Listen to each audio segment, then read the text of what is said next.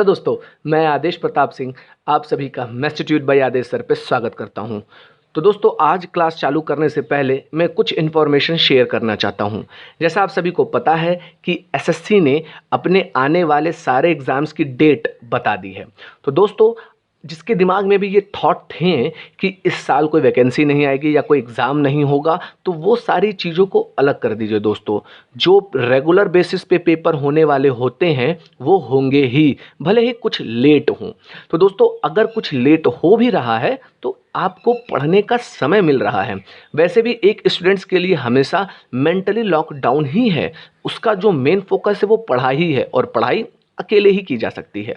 तो दोस्तों, आप अपनी तैयारी को एक नया गियर लगाइए और बिल्कुल ज़ोरों से तैयारी को चालू रखिए। और दूसरी चीज़, 69,000 टीचर्स वैकेंसीज़ का जो रिज़ल्ट आया है दोस्तों, तो उसमें मेरे द्वारा पढ़ाए गए ऑफलाइन बैचेस के कई सारे स्टूडेंट्स सेलेक्ट हुए हैं। तो मैं उन सभी स्टूडेंट्स को बहुत बहुत बहुत बधाई देना चाहता हूं और आपके आगामी भविष्य की उज्जवल कामना मैं करता हूं। ठीक है दोस्तों, तो चलिए अब हम अपना लेक्चर शुरू करते हैं। तो दोस्तों, अपने पिछले लेक्चर्स में मैंने आपको बहुत सारा नई चीज़ें, नए कॉन्सेप्ट्स बताए थी। तो दोस्तों, और लास्ट लेक्चर में मैंने आपको एलसीएम के कुछ बेसिक 2 टाइप्स बताए थे और आज हम तीसरा डिस्कस कर रहे हैं। दोस्तों, ध्यान से सुनिएगा। वह छोटी से छोटी संख्या बताओ जिसे एक्स वाई जेड से भाग देने पर शेषफल क्रमशः ए बी और सी मिले। तो दोस्तों, इस टाइप से पहले मैंने 2 टाइप बताए थे, ध्यान से बस सुनते रहिएगा। तो पहला टाइप क्या था कि एक्स वाई जेड से भाग देने पर पूरी तरह विभाजित हो जाए, यानी कि कोई शेष ना मिले।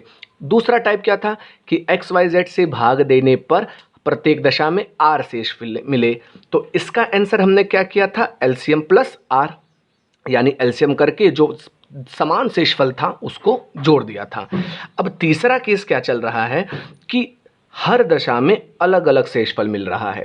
कहने का मतलब कि अगर कोई संख्या है n, इसको अगर मैं x, y और z से भाग दूंगा तो शेषफल मिल रहा है क्रमशः a, b और c। यानी x से n को भाग दिया तो शेषफल मिला a, y से n को भाग दिया तो b और z से n को भाग दिया तो c। तो इस तरीके के प्रश्न का जो आंसर है, ध्यान से सुनिएगा, तो जो इसका आंसर है वो होता है LCM of x y z minus k. फिर से बोल रहा हूँ, LCM of x y z minus k. अब कहेंगे ये के क्या है, तो इस के पीछे बहुत बड़ा रहस्य है जो आपको बताया नहीं जाता, पर आज आपकी आंखें खुलेंगी।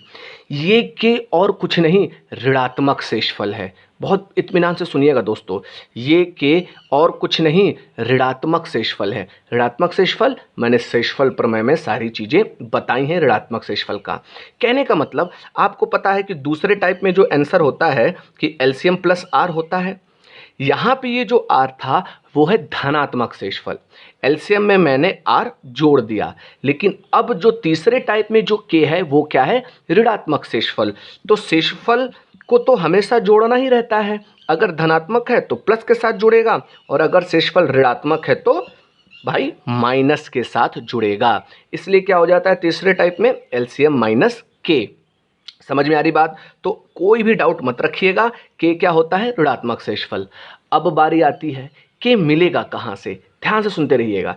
के और कुछ नहीं, एक्स और ए का अंतर होता है और यही अंतर y और b के अंतर के बराबर होता है और यही अंतर z और c के अंतर के भी बराबर होता है।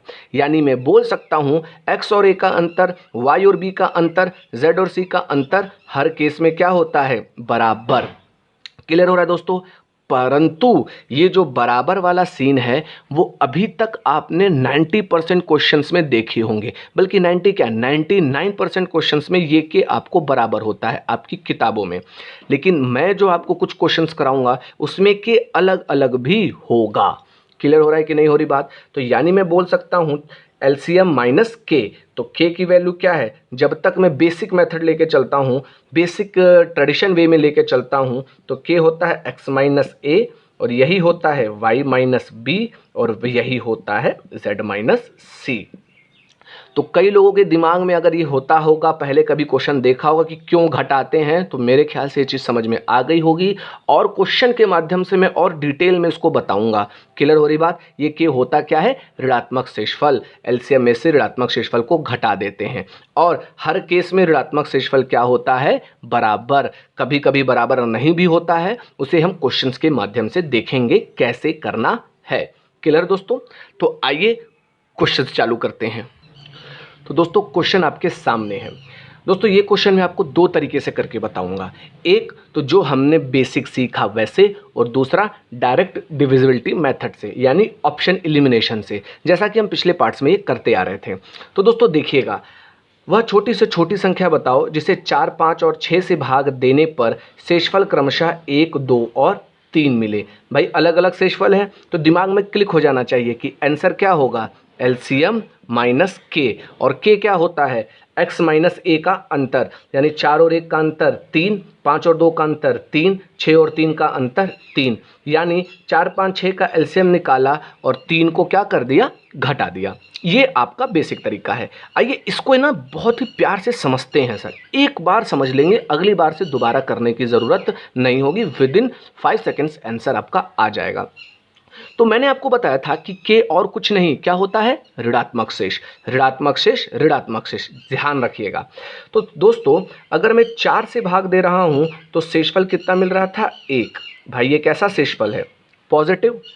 5 से भाग दे रहा हूं तो शेषफल क्या मिल रहा है? 2, और 6 से भाग कर रहा हूं तो शेषफल क्या मिल रहा है?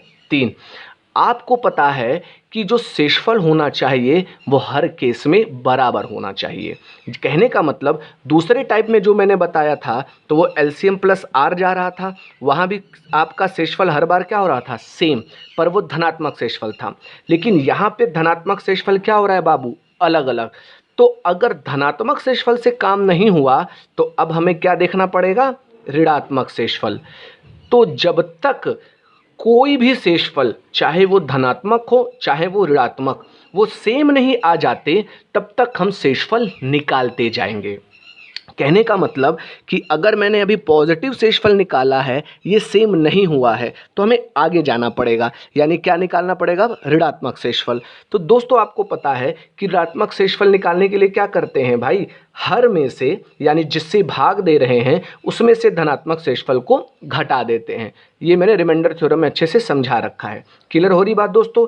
यानी अगर ऋणात्मक शेषफल चाहिए तो 4 में से 1 गया, कितना आ जाएगा भाई? माइनस का 3 ऋणात्मक आएगा, 1 धनात्मक तो 3 ऋणात्मक। 5 से अगर भाग किया 2 धनात्मक है तो ऋणात्मक क्या आ गया? 3। 6 से भाग किया 3 धनात्मक है तो ऋणात्मक क्या आ गया दोस्तों? 3। अब देखिए शेषफल सेम होना चाहिए, तो क्या अब आपको हर जगह से 3 मिल गया? लेकिन ये जो 3 मिला है वो किसके साथ मिला है? ऋणात्मक के साथ। अब आपको पता है कि एलसीएम में हमें शेषफल जोड़ना होता है। सेकंड टाइप में मैंने बताया था कि धनात्मक शेषफल था तो प्लस के साथ जुड़ रहा था। अब थर्ड टाइप में जो शेषफल है वो क्या है? ऋणात्मक, यानी जो शेषफल होगा वो एलसीएम में माइनस के साथ जुड़ेगा, और इस ऋणात्मक शेषफल को मैं क्या बोल रहा हूं? के। क्लियर हो रही बात? तो के को क्यों घटाया जाता है, आई होप आपको समझ में आ गया होगा। यानी सीधा सीधा आंसर है कि एलसीएम लेना है और के यानी 3 को घटा देना है। तो आइए दोस्तों एलसीएम लेते हैं। दोस्तों संख्या बहुत छोटी सी है, इसमें ज़्यादा कोई तकलीफ होने वाली बात है नहीं। 4, 5 और 6 का एलसीएम क्या हो जाएगा आपका दोस्तों? 60। 4, 5 और 6 का एलसीएम क्या हो जाएगा? 60। तो 4, 5 और 6 का अगर मैंने एलसीएम लिया तो एलसीएम हो गया आपका 60। संख्या छोटी छोटी है दोस्तों, अपन ने डायरेक्ट उसको देख लिया। अब 60 में से क्या घटाना है? ऋणात्मक शेषफल। ऋणात्मक शेषफल कितना आ रहा है? 3। तो जो आंसर होगा वो 60 में से 3 घटा दिया, यानी कि आपका आ गया 57, और ये है आपका उत्तर। क्लियर दोस्तों? पेपर में तो आपको बस इतना ही करना है कि एलसीएम निकालना है और के को घटा देना है, पर ये के है क्या? ऋणात्मक शेषफल। वो चीज़ समझाने के लिए मैंने इतनी कहानी आपको बताई है। क्लियर है दोस्तों? तो आई होप ये चीज़ आपको समझ में आ गई होगी। के हर बार क्या होता है? ऋणात्मक। ठीक है, आइए इसको हम दूसरे मेथड से करते हैं। दोस्तों अब हम इस क्वेश्चन को अपने डिविजिबिलिटी मेथड से, यानी ऑप्शन एलिमिनेट करके करेंगे। दोस्तों समझिएगा, भाई 4 5 6 1 2 3 अगर अलग अलग शेषफल है तो ये दिमाग में आपके आ गया कि आंसर होगा एलसीएम माइनस के, ये चीज़ आ जानी चाहिए। दोस्तों डिविजिबिलिटी चेक करने के लिए आपको मैंने बताया था कल कि आपको एलसीएम पर आना पड़ता है। जैसे याद करिए दूसरे टाइप में क्या बताया था, एलसीएम प्लस आर था, तो एलसीएम पर आने के लिए आपने आर क्या कर दिया था, घटा दिया था। क्लियर है दोस्तों। उसी तरीके से अगर एलसीएम माइनस के है इस प्रश्न का उत्तर और यही एलसीएम माइनस के ऑप्शंस में है, अगर मुझे एलसीएम पर वापस आना है तो मुझे के को क्या करना पड़ेगा, जोड़ना पड़ेगा। अगर मैंने के को जोड़ दिया तो के से के कट जाएगा तो एलसीएम आ जाएगा। यानी कहने का मतलब कि अपने ऑप्शंस में अगर मैं के यानी कि ऋणात्मक शेषफल को जोड़ दूं तो मैं एलसीएम पर मिल जाऊंगा। क्लियर है दोस्तों। और एलसीएम कैसी संख्या होती है, जो दी हुई संख्याओं से विभाजित हो। फिर से बोल रहा हूं मैं, एलसीएम माइनस के से एलसीएम पर आने के लिए के को जोड़ना पड़ेगा। यानी अपने ऑप्शंस में के को मुझे क्या करना पड़ेगा, जोड़ना पड़ेगा, और जोड़ते ही हम एलसीएम पर पहुंच जाएंगे। और एलसीएम कैसी संख्या होती है, जो दी हुई संख्याओं से विभाजित होती है। तो अपने पास जो के है, ऋणात्मक शेषफल है, वो क्या आ रहा है, 3। समझ में आ रही बात दोस्तों। यानी ऑप्शंस में 3 जोड़ते ही मैं एलसीएम पर मिल गया। अब वो ऑप्शन जो 4 5 6 तीनों से कटे वही मेरा आंसर हो सकता है। और ऐसा कोई भी ऑप्शन जो 4 5 6 में से किसी एक से भी नहीं कटेगा तो वो आंसर नहीं होगा। तो आइए डिविजिबिलिटी चेक कर लेते हैं दोस्तों। आप अपने हिसाब से कोई नंबर उठा लीजिए, वहां से डिविजिबिलिटी चेक करिए। मैंने उठा लिया 5। अगर ये एलसीएम है तो ये 5 से कटना चाहिए। और दोस्तों 5 से कटने की जो डिविजिबिलिटी रूल होती है वो क्या होती है, इकाई पर या तो 0 होना चाहिए या तो 5। यानी 3 जोड़ने के बाद इकाई पर या तो 0 आना चाहिए या तो 5। तो जरा मैंने इसको देखा, 3 और 3 6, ना 0 है ना 5, तो ये उत्तर नहीं हो सकता। 1 और 3 4, ये भी नहीं हो सकता। 9 और 3 12, इकाई पर 2 हो जाएगा, ये भी नहीं हो सकता। 7 और 3 10, इकाई पर 0, ये आंसर हो सकता है। क्या यही है, क्योंकि 3 तो गलत हो गए हैं। तो किस में जोड़ा था, 57 में, तो आंसर क्या हो गया, 57। क्लियर हो रही बात दोस्तों। तो ये चीज़ आपको समझ में आना चाहिए कि कब जोड़ना है और कब घटाना है। अरे जब उत्तर में माइनस के हो तो भाई के को जोड़ना पड़ेगा, तब तो के घटेगा। या दूसरे टाइप में प्लस आर था तो प्लस आर है तो माइनस आर करेंगे तब तो आर हटेगा। तो ये छोटी छोटी जानकारी आपको होनी चाहिए। तो दोस्तों मैंने आपको बहुत ही डिटेल में इस क्वेश्चन को समझाया है। आइए अब इस पर हम और प्रैक्टिस डायरेक्ट वे में करते हैं। तो दोस्तों अगला क्वेश्चन आपके सामने है, देखिएगा। वह छोटी से छोटी संख्या बताओ जिसे 7 8 9 से भाग देने पर शेषफल क्रमशः 2 4 6 मिले। ऑप्शन है 51, 114, 482 और कैन नॉट बी डिटरमाइंड, यानी निर्धारित नहीं किया जा सकता। तो दोस्तों अगर आपको केवल एक रट्टा याद है, केवल रट के अगर आप गए हैं तो आपको पता होगा कि अगर अलग अलग शेषफल मिलता है तो आंसर क्या होता है, एलसीएम माइनस के। ठीक है, के क्या होता है, ऋणात्मक शेषफल। लेकिन अगर आपको बेसिक नहीं पता है तो आप बस इतना ही जान पाए होंगे कि के क्या होगा, हमेशा सेम। अब देखते हैं, 7 में से 2 गया 5, 8 में से 4 गया 4, 9 में से 6 गया 3। पर इस केस में तो के अलग अलग है। क्लियर हो रहा है कि नहीं दोस्तों। अगर के अलग अलग है तो कोई के की कौन सी वैल्यू घटाएं, यही तो आपको नहीं पता। ये चीज़ें बहुत इंपॉर्टेंट है दोस्तों, पेपर में आ सकता है, मतलब बहुत इंपॉर्टेंट है। कहने का मतलब अगर के सेम होता तो डायरेक्ट हम घटा देते एलसीएम में से, लेकिन के यहाँ तीनों केसेस में अलग अलग है। तो भाई अलग अलग है तो मैंने आपको बताया कि के और कुछ नहीं, ऋणात्मक शेषफल होता है। आपको तब तक ऋणात्मक शेषफल निकालना है जब तक कि बराबर ना हो जाए। आइए सुनते रहिएगा। अगर 7 से भाग दे रहे हैं तो शेषफल क्या मिल रहा है, 2, ये पॉजिटिव है। 8 से भाग दे रहे हैं तो पॉजिटिव शेषफल 4 मिल रहा है।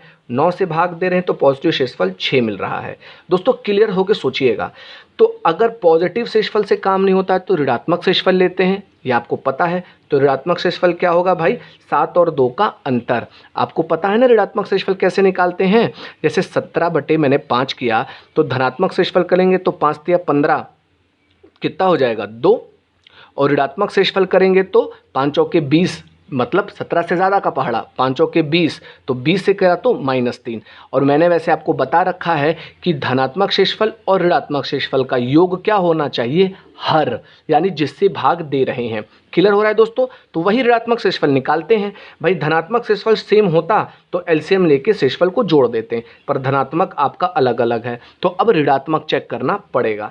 तो 2 में से 7 का अंतर, भाई भाग किससे दे रहे हैं, 7 से, तो हर क्या हो गया, 7। तो 2 से 7 का अंतर -5, 4 से 8 का अंतर -4, 6 से 9 का अंतर -3। अभी भी देखिए नेगेटिव शेषफल आपका सेम नहीं हुआ। अब क्या किया जाए, पर आपको तो शेषफल समान चाहिए। तो दोस्तों ध्यान से देखिएगा, अगर पहली बार में नेगेटिव शेषफल सेम नहीं होता है तो आपको दूसरा नेगेटिव शेषफल देखना पड़ेगा। यानी अगर धनात्मक भी सेम नहीं था, ऋणात्मक भी सेम नहीं था, तो आपको अगला ऋणात्मक शेषफल देखना पड़ेगा। और ये प्रोसेस तब तक करता रहना है जब तक कि शेषफल समान ना हो जाए। और टेंशन ना लीजिए, 1 से 2 बार में शेषफल समान मिल जाता है। अब जैसे -5 और -7, भाई शेषफल लेने के लिए घटाना पड़ेगा। -5 और -7 घटाएंगे तो क्या हो जाएगा, -12। उसी तरीके से -4 और -8 करेंगे तो क्या हो जाएगा, -12। -3 और -9 करेंगे तो क्या हो जाएगा, -12। ये मैं आपको एक एक चीज़ समझा रहा हूँ दोस्तों, इसलिए मुझे समय लग रहा है, पर आपको ये चीज़ें डायरेक्ट सोचनी है। भाई -5 से -7 किया तो -12, -4 से -8 किया तो -12, -3 से -9 किया तो -12। अब देखिए, अब जो आपका शेषफल है वो समान हो चुका है। अब शेषफल क्या आ गया है, -12। अब जैसे ही शेषफल समान आ जाता है तो एलसीएम में इसको हम क्या करेंगे, घटा देंगे, क्योंकि शेषफल ऋणात्मक 12 है। तो एलसीएम लेके जैसे ही 12 घटाएंगे उत्तर आ जाएगा। क्लियर दोस्तों? तो आइए देख लेते हैं एलसीएम ऑफ 7, 8, 9। जहाँ तक मैं देख रहा हूँ कि 7 और 8 और 9 में कुछ कॉमन नहीं है, तो जो इसका एलसीएम होगा वो सीधे सीधे क्या होगा, 7 × 8 × 9। क्लियर है दोस्तों? तो 57 56 गुणे 9 किया, 56 गुणे 9 किया तो ये हो जाएगा 494। भाई 56 गुणे 9 करेंगे तो 9 छक्के 54 का 4, 5, 45, 4, 49। तो ये तो आपका एलसीएम हो गया। पर शेषफल कौन सा घटेगा, ना 2 जुड़ेगा ना इनमें से कुछ घटेगा। घटेगा क्या, -12, क्योंकि हमेशा समान होना चाहिए। तो 494 में से 12 घटा दिया। क्लियर है दोस्तों? तो अगर 12 घटा दिया तो आंसर क्या हो जाएगा, 482, यानी ऑप्शन है आपका सी, 482। आई होप आपको ये चीज़ समझ में आई होगी कि अगर सेम रहता है तो क्या करना है और ये अंतर अलग अलग रहता है तो क्या करना है। क्लियर हो रहा है दोस्तों? बहुत ही आसान चीज़ें हैं, आपको तब तक प्रोसीड करते रहना है जब तक कि शेषफल समान ना हो जाए। क्लियर है दोस्तों? इसको हम डिविजिबिलिटी से भी कर सकते हैं, वो आप घर पे अपने करते रहिएगा। मैं इसमें का एक क्वेश्चन और आपको करवाता हूँ दोस्तों। अगला क्वेश्चन आपके सामने है, उसी टाइप का क्वेश्चन है दोस्तों। आइए उसको तेजी से करते हैं।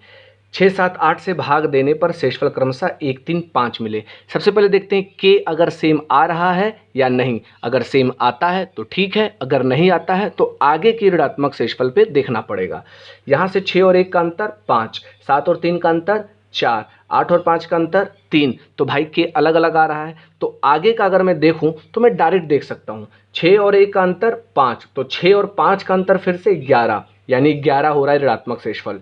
7 और 3 का अंतर 4, और 4 और 7 का अंतर फिर क्या हो जाएगा, 11। 8 और 5 का अंतर 3, 8 और 3 का अंतर क्या हो जाएगा, 11। यानी दोबारा, यानी दूसरी बार अगर मैं ऋणात्मक शेषफल लेता हूं तब जाके आ रहा है 11, यानी कि एलसीएम लेकर 11 घटा देना है, आंसर आ जाएगा। आइए एक बार और इसको समझ लेते हैं। मैं आपको क्लास में पूरी चीज़ समझा रहा हूँ, पेपर में आपको स्पीडली करना है और ये प्रैक्टिस भी स्पीडली करना है। ठीक है दोस्तों? तो अगर 6 से भाग दे रहे थे तो शेषफल क्या मिल रहा था, 1, ये पॉजिटिव है। और अगर 7 से भाग कर रहे थे तो 3, और 8 से भाग कर रहे थे तो 5। लेकिन शेषफल हमेशा सेम होना चाहिए, चाहे धनात्मक हो चाहे ऋणात्मक। तो ऋणात्मक शेषफल कैसे होता है भाई, हर में से शेषफल को घटा देते हैं। तो 1 में से 6 गया -5, 7 में से 7 गया, 3 में से 7 गया -4, 5 में से 8 गया -3। धनात्मक भी सेम नहीं था, ऋणात्मक भी सेम नहीं था। अगर पहला ऋणात्मक शेषफल सेम नहीं है तो अब दूसरे ऋणात्मक शेषफल पर जाना पड़ेगा। दूसरा ऋणात्मक शेषफल क्या हो जाएगा, -5 में से 6 को घटाएंगे तो -11, -4 में से 7 को घटाएंगे तो -11, -3 में से 8 को घटाएंगे तो -11। अब जाके शेषफल समान आ चुका है। क्लियर है दोस्तों। और वो क्या है, 11, वो भी कैसा, माइनस का, यानी एलसीएम लेके 11 को घटा देना है। आंसर आपके सामने। एलसीएम की अगर मैं बात करता हूं तो लेना होगा मुझे एलसीएम 6, 7, 8। 6, 7, 8 को अगर मैं देखूं दोस्तों तो बड़ा इजी है, इसको तो डायरेक्ट कर सकते हैं, पर मैं आपको बस समझा दे रहा हूं कि 6 क्या होता है, आपको 6 होता है 2 गुणे 3, 7 खुद प्राइम है, 8 क्या होता है 2 का क्यूब। आपको पता है कि एलसीएम में हम कैसी संख्या लेते हैं, एलसीएम में हम अधिकतम पावर लेते हैं। तो 2 के अधिकतम पावर 2 का क्यूब यानी कि 8, 3 के अधिकतम पावर 3 एक बार, 7 के अधिकतम पावर 7 एक बार, यानी 8 गुणे 3 गुणे 7। क्लियर है। तो अब डायरेक्ट हम एलसीएम देखें, 8 त्रिक 24, 24 गुणे 7 कितना होगा, 7 चौक 28, 168, यानी एलसीएम क्या आ गया 168। पर आपका फाइनल उत्तर कब आएगा, जब हम उसमें से 11 घटाएंगे। तो एलसीएम में से 11 मैंने घटा दिया तो 157, ये हो गया आपका आंसर। तो दोस्तों अगर आपको इस नेगेटिव शेषफल की जानकारी नहीं होती है तो हम ये क्वेश्चन CND लगा कर आ जाते हैं, क्योंकि हमने ज़्यादातर जो भी क्वेश्चन देखे हैं उसमें अंतर क्या होता है, सेम होता है। ठीक है दोस्तों। तो दोस्तों आज मैंने आपको ये तीसरे टाइप भी कवर करवा दिए हैं, इसके अलग अलग क्वेश्चन भी मैंने आपको करवा दिए हैं। घर पे इसकी प्रैक्टिस करिएगा। अब जो कल का जो लेक्चर होगा दोस्तों उसमें मैं मिसलिनियस क्वेश्चन कराऊंगा, कई सारे क्वेश्चंस की प्रैक्टिस कराऊंगा और अच्छे क्वेश्चंस कराऊंगा, जिसमें 4 अंकों की संख्या, 5 अंकों की संख्या, ऐसी चीज़ें आपको मिलेंगी। तो अभी तक जो मैंने बताया है उसको पूरा अच्छे से समझ लीजिएगा। कोई डाउट हो तो कमेंट बॉक्स में करिएगा। ठीक है दोस्तों। अगर वीडियो अच्छा लगा हो, कुछ सीखने को मिला हो तो प्लीज़ वीडियो को लाइक करिएगा, शेयर करिएगा, और चैनल पर नए हो तो चैनल को सब्सक्राइब करिएगा। ओके दोस्तों, आज के लिए इतना ही रखते हैं। जय हिंद, जय भारत।